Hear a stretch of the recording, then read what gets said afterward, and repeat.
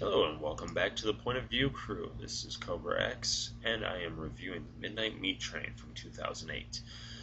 It's based on a short story by Clive Barker. The screenplay was adapted by Jeff Bueller, and it was directed, now forgive me if I pronounce this wrong, but it was directed by Ryuhei Kitamura.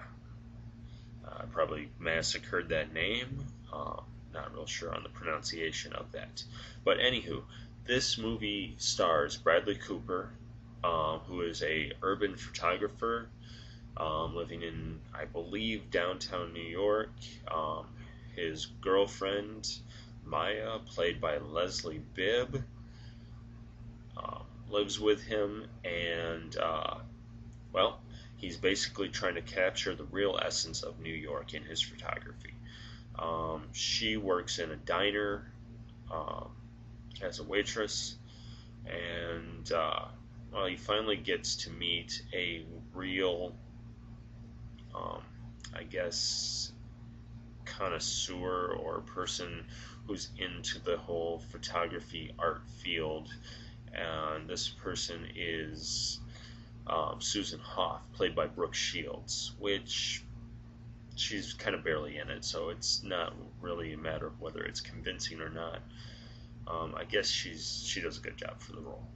Um, but she eventually convinces Leon to dig deeper, and because his work is good but not quite where she thinks it should be, so she wants him to be a little braver, dive in a little more into the underbelly of the world of the city.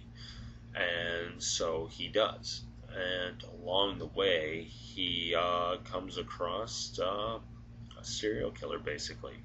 Um, this guy, played by Vinnie Jones, who does a tremendous good job of being a very big, intimidating, and cold blooded killer. Um, who is basically massacring people on the subway. I mean, well, I wouldn't say massacring. He's killing people in small quantities, but he's doing this every night, and he usually gets on the train somewhere around midnight, 2 a.m., something like that, and then he waits for it to all clear out until he has, one, two, maybe three people at the most, and then he kills them. Um, the story is a little back and forth, wishy washy. It's not the greatest story in the world, and it's semi hard to follow. Um, I guess it's not too bad. The thing that I enjoyed most about it was the different points of view and like the death scenes themselves. Kitamura really tried to go in different directions than what you see in a normal film of this genre. He tried some new things with special effects. Some of it came off a little cheesy, some of it really hit the mark. Um, it all depends on your taste, and it also depends on his special effects ability. Some of the CG really looked bad, and some of it looked really good.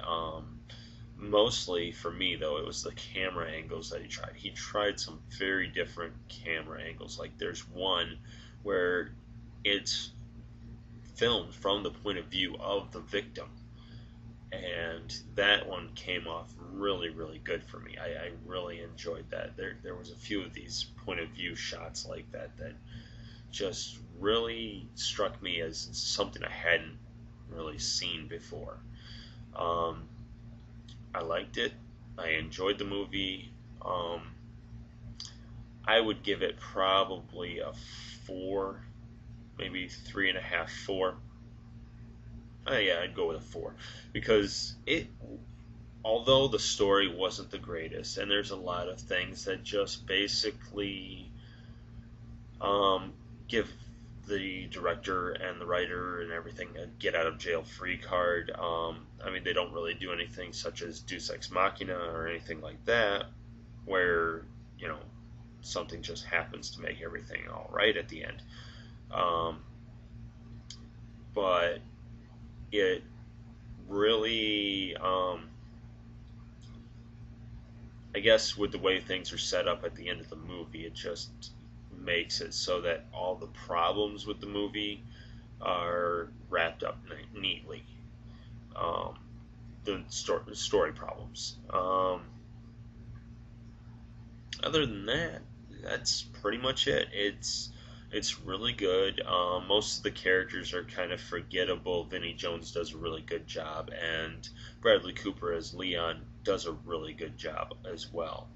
Um, the girlfriend Maya, Leslie Bibb, I don't think it was her acting that was bad. I just think that the character, I don't know. I don't get it. And there was one thing that they didn't really explain.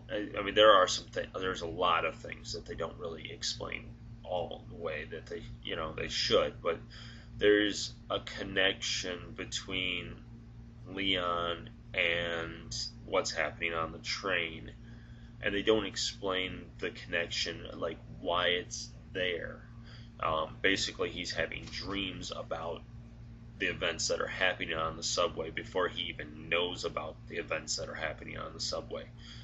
And I kind of would like to know why. I mean, where this connection came from. I don't I don't get that, and I don't want to go into any more with that because I might spoil the film for anyone who wants to watch it. But yeah, that was the only question that I had afterward.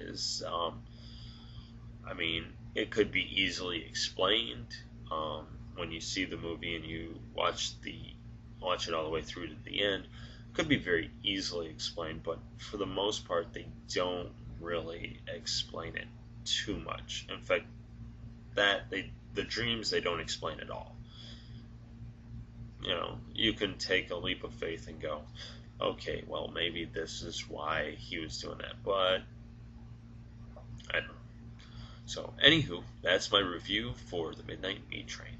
Thank you, and once again, enjoy.